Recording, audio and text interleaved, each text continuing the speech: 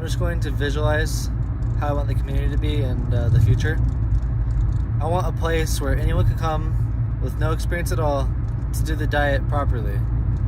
As long as they can work like 3.5 hours a day, they can come. I want to be able to provide a place for them to stay, whether it's just a tent, even if it's just a tent, and if it's cold outside, then have some a good tent, and then a heater, I guess, I don't know, because it's going to be expensive to get houses for everyone. That'd be really expensive.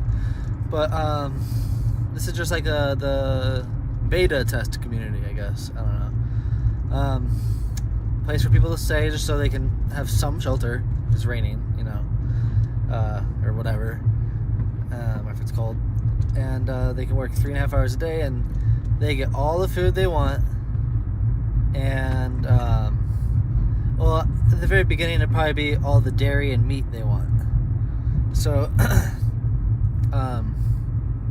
because I don't know about growing the celery and everything. I don't know how that's gonna work, but maybe we can do literally everything. Maybe we can do everything, except for the tropical fruit we'd have to buy, I guess. I don't know. So like, be able to supply enough food for people to get fat on the diet, and then we'd have hot tubs with spring water or well water. So then, like, anyone can come. They can have work to do right away, and they can get fat, and they can do the hot baths. And they'll be with everyone else on the diet there. Everyone there will be on the diet. There's not going to be nobody eating cooked meat or anything there, unless they're just a visitor. If you want to stay long term, you'd have to be on the diet 100%, or at least 100% raw. And it'd be a very encouraging community. And we cannot have only one community, because one of the farms that I was getting eggs from, the city plans to build a highway, like, literally straight through their farm. They're just going to demolish their farm, fucking ruin it. Or it's right next to their farm. So it's like in the rural a little bit. It's a nice, peaceful place. There's going to be a fucking highway straight next to it, or straight through it. So that can happen to anyone, anywhere in the United States. So we can't just have one community, one farm. So we've somehow figured out how to get one community going, build that up, get it self-sustaining. Let's say I'm the one that makes it happen, then eventually I teach somebody to do my job, and then I give it off to somebody. And then they're the new leader, or manager, or whatever. And then I would go off and start a second community, and do the same thing with my new experience, new knowledge, get more people. Then I'd want dozens of communities all over the United States. And, like, the first one I want to be strict, but then, maybe some of the other communities are not all strict. I can set up mini communities. And they would evolve and be their own thing in the future. Like, I don't know, maybe I give off the reins to somebody and they don't want to do the diet anymore. It's like, oh well, it's not my community anymore. But at least it's something natural, more natural in nature, self-sustaining. So like, I'm gonna make them all the basis of the primal diet, but I'm not gonna keep control of them forever. And then I want other people to be making communities too. So like, yeah, I want it to be primal, but I'm saying that, like, I'm not gonna micromanage every community. I want them to grow on their own. So when I have my children, I just imagine I'm gonna have my children in 15 years. That's what I imagine. I'm 35 years old, so 14 years. I'm 21. So I imagine when I'm 35, I'll have my children. That's just what I put in my head. So when I'm ready to have my children, I'll have dozens of communities established, and I'll have met a lot of people. And then I'll have one very exclusive community, a very private community that's going to be a lot, I imagine it being a lot more disconnected from the world, like some of these other communities, they might not be like completely off-grid, some of them, I want to have some off-grid communities, not all of them will be off-grid, but then like this community, I want to be, for my children, completely off-grid. And I want to, like, pick the right people to come to the community. And it would be, this is just what I imagine in my head. I don't know, it can change. 7 families, that's what I imagine. 7 families. And we all raise our children together. And these are people that I think are the best of the best, that have what I want in mind. Well, they want what I want. And we'll raise our children together. So then all our children have good influences to be around, and so they're not like completely alone. So it's like in this community, I want to emphasize like music, martial arts, and spirituality. So it's like we'll have like all the kids will be meditating. We'll have meditation together, and we'll teach them martial arts. So at one point in my life, I'm gonna have to learn martial arts so I can teach my kids martial arts, because I want to learn how to fight. So at some point, sorry, there's a cop in front of me. I lost my train of thought because I got nervous. Okay, sorry. I haven't had meat today, so I don't got that brain full yet, and I only ate 2 eggs instead of 3. Okay, okay, so then now I want the kids to be musicians also, so they can all like spar with each other. They can play music together. So it's like, let's say we have 7 families. Each family has 5 kids. We got 35 kids. That's like a lot of combinations for them to like be different, specialize in different instruments, like playing bands together. And sorry, there's some construction guys blocking the road. I had to pause. Okay. So yeah, they'll have combinations to spar with each other and play music with each other, and to socialize. And so to be a kind of very elitist, it's like the kids will be around like the best of the best, so they have like good competition, so they can grow together very well. And the competition is important for them to grow. And all these communities, I want, well, not all of them, but I want, like the first community, definitely I want to have farming involved to grow our own food. And the last community, definitely. So some of the communities, they might not be farming communities. They might just be, they might be next to farms, And like I said, we can't just have one farm, one community. And we can't have it under one name. We can't just have like one corporation, or they can't all be Scott Hall communities, because if that corporation gets shut down or I get shut down, then all of them are screwed. So it's like we have to put them up under different people's names and different businesses. We can't all just do like one group, and we can't sell to the public in these groups. And we can't even sell, it might even be risky to sell food to people in the community, because like the laws and stuff. So like even like Amos Miller, like they're a private club. They can grow their food how they want and sell it how they want, because it's not sold to the public. But like Audrey just explains all this, and apparently like Amos just, I don't know, they might not be defending themselves properly, or they might not know the law, or they might like, because they're Amish, they're not like defending themselves. I don't know, they don't fight in court or something, I heard. But all the food will probably have to be donation based. It's like you work on the farm and then you get food. Or it's like you can't like pay for food. It's like you have to buy something and then trade that item. Or I don't know. We just can't do anything that like could get us in trouble and get the community shut down, And then there's like, okay, what if somebody comes to the community and then like they're a moron, and then they get sick and they blame the diet, and then they fucking sue them. It's like, I don't know, we have to have some waivers or something. And like, I don't know, we might not like be able to force people to do the diet, like you have to do the diet, but I don't know, we have to figure out how to do it. So it's like, you got to be on the diet to be in the community. But it's like, if we like kick you out for not eating the raw meat, that might cause some legal trouble, because it's supposed to be dangerous, So we'll have to find some workarounds with that.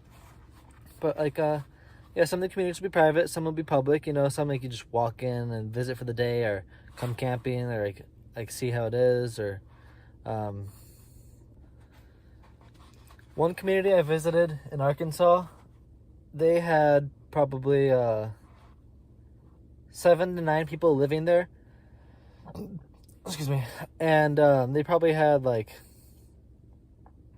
all of them were working. So basically how it worked was like, you can stay there for free if you work at least, I think, 2 hours a day. And there were a lot of vegans there. But they had some kind of business where they grew mushrooms and sold them to businesses or restaurants. So they made enough money growing and selling mushrooms that they could pay like 3 to 5 workers per day, $15 an hour, like part-time to full-time. So like, I don't know, they made enough money to like literally pay $15 an hour for multiple workers. So like, if we can figure out some kind of jobs to give these people that can make money, it's like we could pay people in the communities, you know? So, I don't know, growing mushrooms, but we can find out other stuff, you know? So it's like, you know, you work for the community, you get to stay, and you make the community money. And then that's how you earn your food, or you get money, and then, maybe some communities will pay, some will be volunteer based. But, it's like, I'm going to set up communities, and I'm going to teach other people how to do it, so they're not all under my name. And so that can grow exponentially, you know, so that we can have lots of communities. We need to have as many communities as possible. Because like, yeah, some of the communities might get shut down, they might fall apart. So, and like, let's say I have my ultimate family community. Let's say they build a highway straight through it. It's like, oh, I'm not going to fucking deal with that. I'll just move on, and then we'll merge with some other community, you know? So, you know, we have to have like backup options. So over time, I want to like completely reinvent like the way we live our lives. You know, we have to slowly like get away from our culture that we've been raised in, like the traditional American culture, you know. We grew up watching baseball, eating hamburgers, drinking beer, whatever, or all the stereotypical American stuff, you know, American society. I want new traditions, new values, you know, new beliefs. And like, I don't know, we'll have like events and stuff in the community and make new holidays. I don't want to follow any old holidays. Like, there's not gonna be Christmas, Valentine's Day, all that. I want to get rid of every holiday except for birthdays. Maybe birthdays could be okay, but get rid of all the holidays and make new holidays, and we'll make our new stories, you know. And they might, I don't know, yeah, make new stories, you know, because all the stories that we're teaching our kids and the movies we're showing them, they probably have all this brainwashing shit in the background, you know. So like, and like other things, like I want it to be very music based. So like some of the communities have like a stage, or not a stage. Maybe it's like once a week we have a performance, or like we have like improvisation, like you know, like open mic, basically, you know, stuff like that. And you know, the communities would be a lot of fun. You know, it would be in nature. And one of the things I'm going to look for most of the communities is far enough away from a highway to where you do not hear cars. That's really important. I do not want to hear a highway, you know. And just another thing, I've been to 2 communities. One was vegan, one was partially vegan. The vegan one, the woman was telling me that, okay, there's some power lines that go straight through property, and she told me the story. She had these beautiful woods. She loved it so much. Some workers came and said they had to build power lines. She threatened them with a shotgun to leave. They left, and then like they came back and like they like literally put power lines through her property, and they have tons of EMF. I had my EMF meter. It's like I had to set up my tent at least like 20 feet away from them. It had tons of EMF, and they cut down all these trees from like a 10-foot radius. Just cut down all the trees with these power lines straight through her property. And it's like, man, that could happen to any community. It could happen anywhere. Highway, power lines, so they just build straight through it. So that's why we can't have only one community. And like, not all the communities are going to be able to be huge, you know. But what would be good is having like really big communities, you know. So if something like that happens, it's just like you fucking like don't go to that part of the land. You just pretend it's not yours, or you sell that section or something, you know. So I also want to build caves for meditation in the community, because I want to have like some kind of rotation for meditation retreats, so that, like, everybody gets their time to go into the cave for a week, you know. Because when you're in complete darkness for several days, your brain starts releasing loads of DMT, and the people that advocate this darkroom therapy, they explain that like when an animal is hurt, they go into a cave and they rest. And these people also talk about fasting. They say they fast in the cave, but we would set up the caves like toilets and a fridge and stuff, so you can still do the diet while you're in the cave, you know. Or maybe you'd fast on raw eggs while you're in there or something, you know. So you at least don't like become malnourished. But yeah, they say like being in complete darkness for like 5 days is like doing ayahuasca. And you have all these like, they say like it's like constant, like for days. Like you're like going in and out of your body, and like you're dreaming while you're awake, and like you can't tell the difference between sleep and dream after some point. And they say it's like one of the best things in the world. And I think that'd be really important for removing our conditioning from society, so that we can like come back to nature and then rediscover who we are and discover and develop a new way of life. So I think the meditation retreats would be very important. And I don't know, maybe we can somehow make it some religious group so that we can like legally do peyote or something, you know, like religious exemption. So that, I don't know, we have like psychedelic rituals that are legal, you know, because I wouldn't want to do anything illegal that's like part of the community, because then the community could get shut down for, you know, some reason. So if we figure out some legal way to do psychedelics, you know, I think psychedelics are good for reprogramming your brain, you know. Or you know, the Native Americans, like you can join the Native American church and do peyote with them legally, which is pretty cool. I'd like to do that someday. If we had a lot of money to work with, I would want like a almost like a condo type building where, you know, it's like you have your own room, but it's all, everybody's in one building together, the same building, we share it, but all the rooms are soundproof, and there's windows on the ceiling so that you get natural sunlight, and then we can grow plants indoors and have like a really good air filter system, so that even if there's like tons of chemtrails, we could have like the cleanest air ever inside. And you wouldn't hear the other people because you'd have soundproof rooms. This would be mainly for the air quality.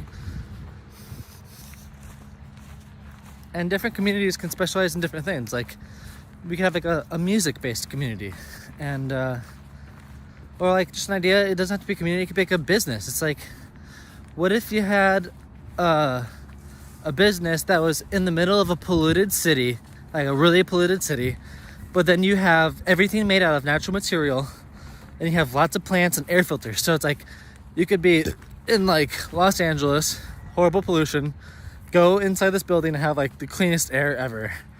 And then you could do that for a lot of places. You could just like make that a yoga place, or a meditation place, or you could have a music store where, like, let's say like they have soundproof rooms, and each room is equipped with a drum set, microphone, computer, bass, guitar, piano, and then it's like you pay a membership fee of, I don't know, $100 a month, $150 a month.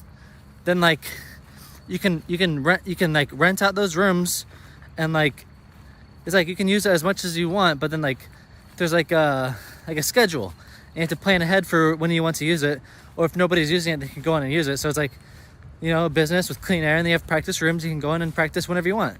So if it's like, if you don't have a place to practice, you can go there and practice.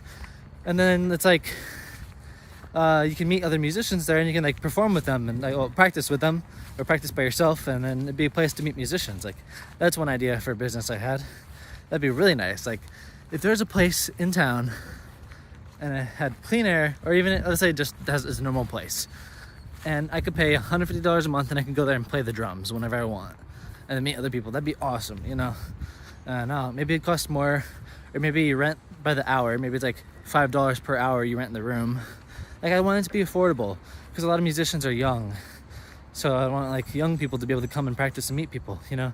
then you can also teach lessons there. So I don't know. We could like have a community with a business inside the community. Then people like come to the business to use it, but then like there's also people living there at the same time, you know. When I was thinking about doing the Airbnb thing for money, well, which I can't do because I need money to furnish it. But like if I had money, I was doing something like that. That'd be really exciting for me because like I could have like a house. Well, if it has unnatural materials, you can get the space heaters and outgas all the chemicals out of the walls. And then like remove anything unnatural, like all the synthetic fibers, carpets, and furniture. Have only natural materials, and sorry, had an egg in my mouth, eggshell. And then you can have lots of plants and air filters.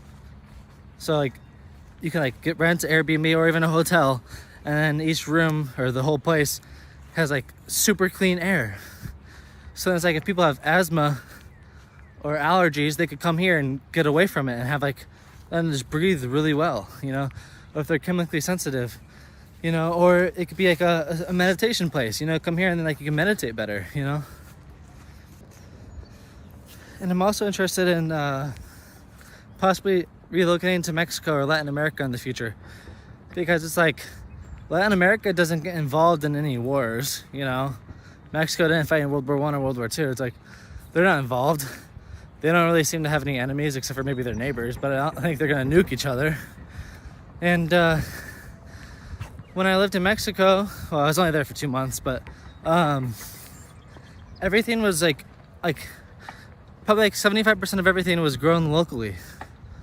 So you know, if like shit hit the fan, it wouldn't really affect them that much, you know.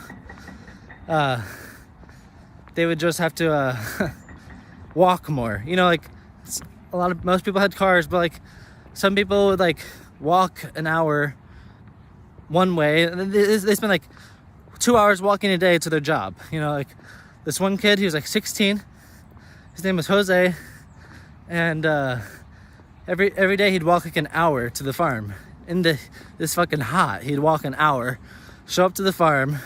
Sometimes he'd get a ride, but sometimes he'd just walk an hour in the heat. Then he'd work for like 8 hours, and then he'd walk back home. You know, so like they don't even need gas. You know, they don't even need cars. So, like all the markets, like almost all the stuff was grown locally. You know, and there's like at least like 4 or 5 dairies within like 45 minutes of there, or 30 minutes.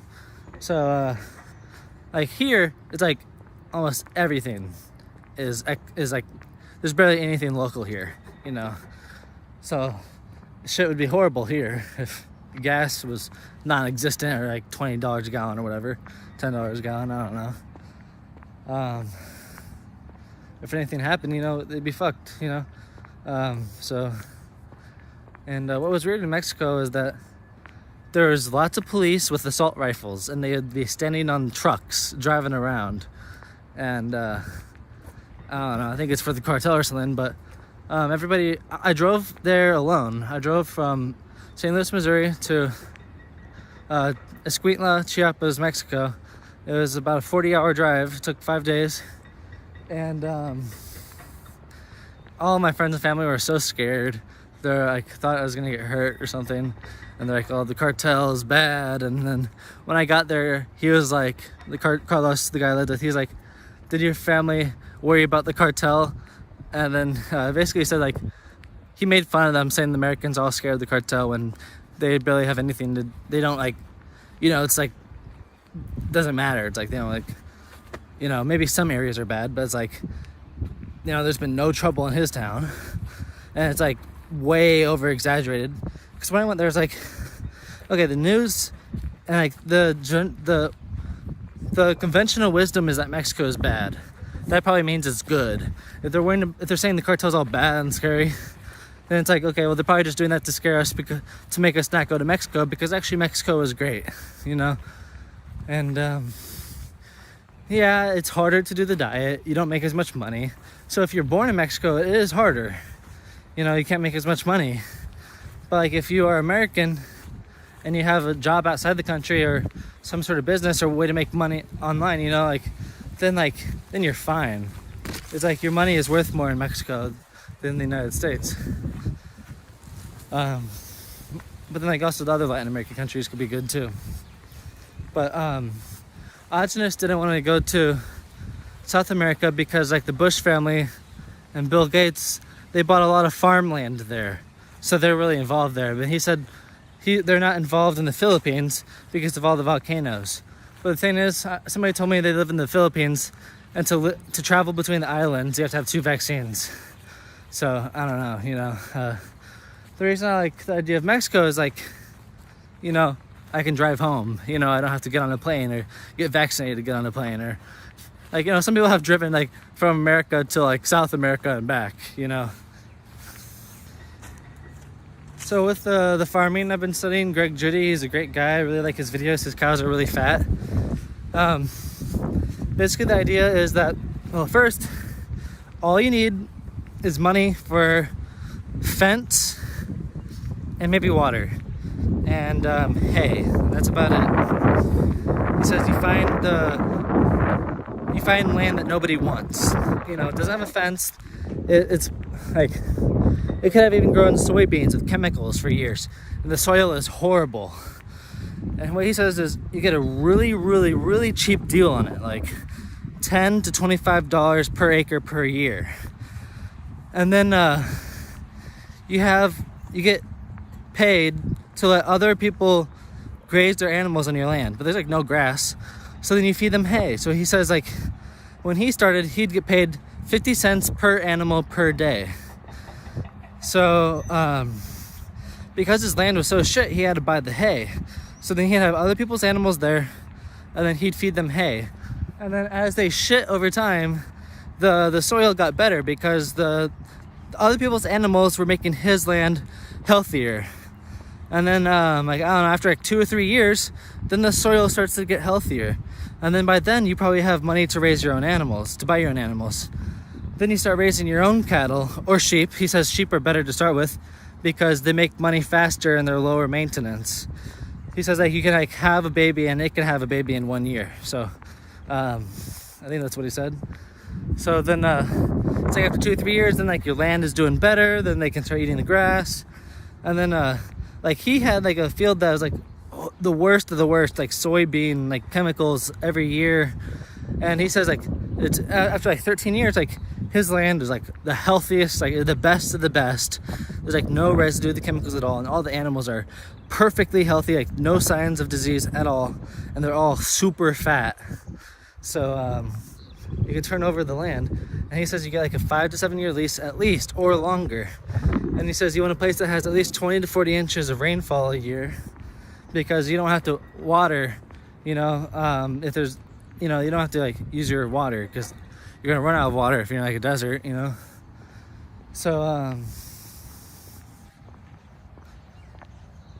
So he says you just need a fence and like a water source, like a pond. So you build a pond, and some farms he doesn't even have a pond. He just like fills the same with water every day. And I don't know if that's exactly how it is, but what I think he's saying is you let the animals eat the top third of the grass. He says if the grass is too high, you mow it high. And I think he said you don't want the seeds on the grass. He says that's too long because they don't digest the seeds well. I'm not sure if that's true or not. He says keep it in a vegetative state. I'm still learning. But he says you let the animals eat the top third of the grass, and then you move them. So you move them 2-3 times a day, or once a day, 1 to 3 times a day. So then you let them eat the top third of the grass, and then you move them. And then like they'll eat, and then they'll be satisfied, and they'll be laying down. Then you start moving the electric fence. So you have a perimeter fence, and then you have electric fence. And then they'll all get up and they'll get all excited and they'll be mooing and screaming, and they want the new grass. And then like they'll be all content, and then they see you move, and then they're all excited. And then then they start eating again. And then you move them constantly. And this is because if you let them eat the grass too much, they'll eat it to the root. They'll eat the bottom of it and they'll kill it. And then it's gonna take a really long time to recover. And then they're also going to like step on the soil too much or damage it somehow. So you don't let them kill the plants. If they're walking on the same plants every day they're gonna kill them.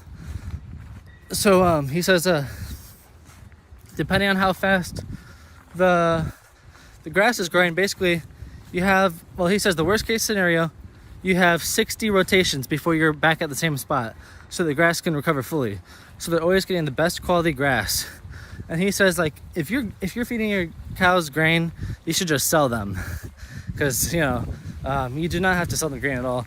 He says you want to get animals that are adapted to your land, so like for your environment. So you don't take a cow with lots of hair to a hot environment, So you want animals that are adapted to your land, and animals that are already used to eating grass, And then so like he talks about culling animals, and he explains that like if a cow is giving too much milk to its baby, that's the cow you slaughter or sell, because he's focusing on meat. He's not focusing on dairy cows.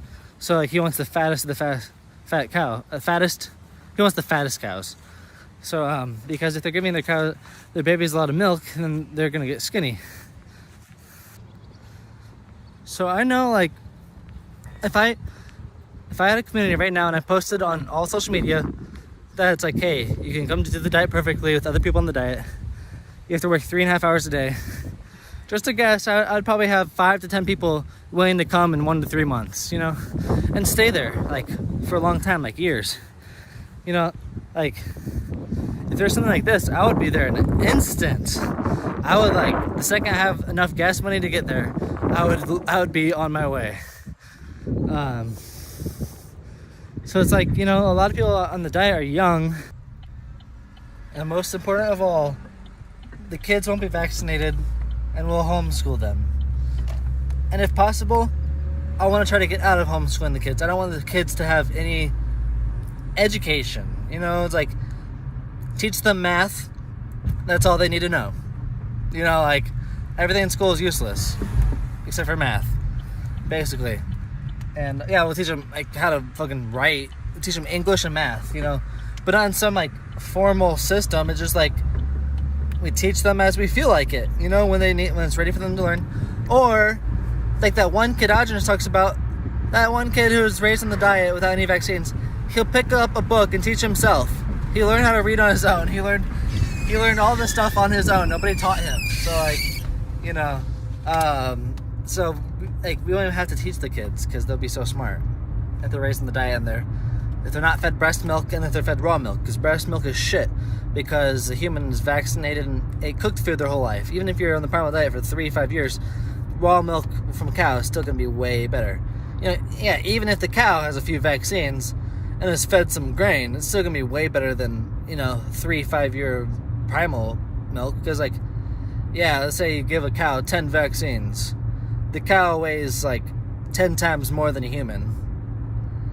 And a human has like fucking 50 vaccines, or 200 or 300, so still it's gonna be better. Plus, the cow, like, even though it's got the vaccines, it's still eating the grass, it's eating raw food, so it's been detoxing them its whole life already. And then I imagine, like, after these communities are going for a while, like, we're gonna have some like missionaries for the diet, It's like we'll have all these like brilliant, really healthy people in the communities, and then like we can, like, I don't know, send people out to go like spread the word. It's like let's say we have like fucking 15 people who are incredibly healthy, just like full of health. We'll tell them, go work on as many farms as you can over the summer. Or it's like, like you can wolf on a farm for 2 weeks at a time, 1 week at a time, sometimes a day. So it's like, over the summer, it's like, hey, you got 3 months, go work on 5 farms. Then we have like 15 people that do it. Then it's like you're on the farm and like you're telling them about the diet, you're teaching them the proper farming practices. So then you're like converting all these farms to like raising their food properly, and then maybe get them to do the diet. So then like we can just like spread the diet like wildfire, because if you have like all these people going to these farms, they're incredibly healthy, like obviously healthy, like obviously better health than anyone they've ever seen in their whole life. They're gonna listen.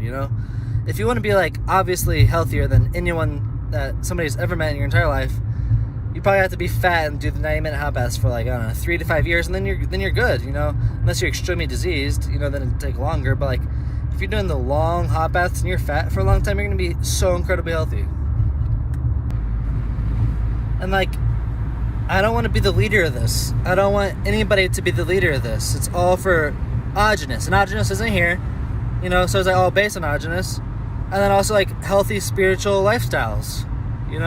It's like primal diet plus Tibetan Buddhism plus, I don't know, New Age. I don't know. A lot of people don't like that word, but like, I don't know, the diet plus the spiritual practices.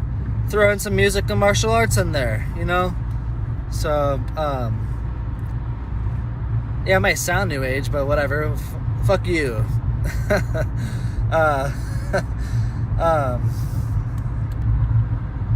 I said that because a lot of people don't want to be spiritual because it's associated with New Age. And those people piss me off. Because, like, some frauds are promoting spiritual stuff, but they're frauds, so it makes it look bad. But that doesn't mean all spiritual practices are bullshit. Yeah, so like, I might be one of the first ones to actually start one of these communities, but like, I want other people to be doing it too. It's like, I'm gonna have a community, then I'm gonna let go of it and let somebody else run it. Then I'm gonna start a new community, then a new one, and then I'm gonna get other people to make them with me, and then teach other people to make the communities. And like, if I have enough money, I'm gonna give it away. I'm gonna like give people money to start their own communities. If I figure out a way to make money and lots of it, I'm gonna share the money with other people so that they can share it too. And so, it's like, if I had a lot of money, I'd be like using it to like pay people to do great things. I wouldn't just hoard it. I'm not gonna keep my money sitting in a bank. I'm gonna invest in farms. Like, if I had like millions of dollars, I wouldn't just keep it. I would invest it in farms. I'd buy more farms than I need, and I'd have other people run the farms for me.